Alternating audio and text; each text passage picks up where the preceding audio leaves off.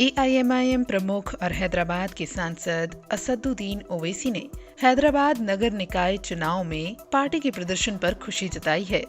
वहीं उन्होंने चुनाव में बीजेपी की जीत को वक्तिया जीत बताया है। ओवैसी ने बीजेपी की आंधी को मानने से इनकार करते हुए कहा है कि अमित शाह और योगी आदित्यनाथ जहां भी प्रचार के लिए गए वहां बीजेपी चुनाव हार गई।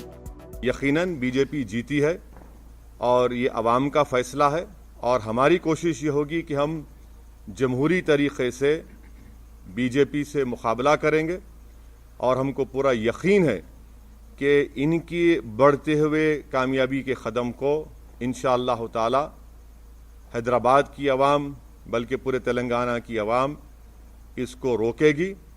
और मुझे ये भी कहना पड़ेगा कि तेलंगाना में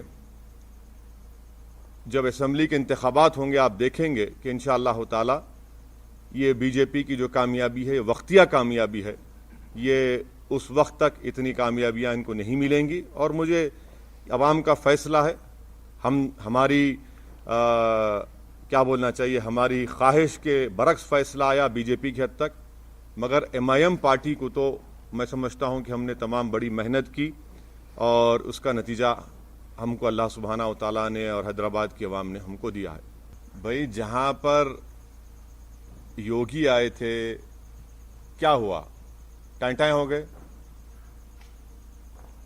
सर्जिकल स्ट्राइक बोले थे ओल्ड सिटी के ऊपर, अब डेमोक्रेटिक स्ट्राइक हो गया बीजेपी के ऊपर। ये तो डेटा आपके सामने है, एम्पिरिकल एविडेंस आपके सामने है। हम तो योगी आदित्यनाथ से यही कहेंगे कि आप तो मुंबई गए थे, ज्यादा एक्टिंग मत करिए, हकीकत की दुनिया में आ जाइए और जो जुल्म वहां पर दलितों पर किया जा रहा है उसको ख़त्म करिए।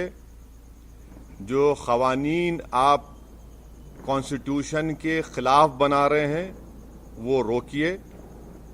और मुझे यकीन है कि केसीआर गो हमारे अपोजिट पार्टी के हैं, मगर एक बात मानना पड़ेगा, एक रीजनल फेस है और वो रीजनल फेस आज भी इम्पोर्टेंट है, कल भी इम्पोर्टेंट रहेगा।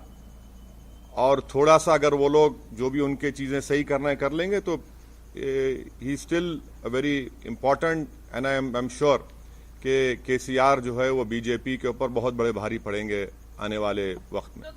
मेरे घर में कौन जीता, हम तो कह रहे हैं कि मेरे अंगना में तुम्हारा काम ही नहीं है। अरे ना आप देखे सुनिए आप बताइए, चलिए मेरे घर में कहाँ जीते।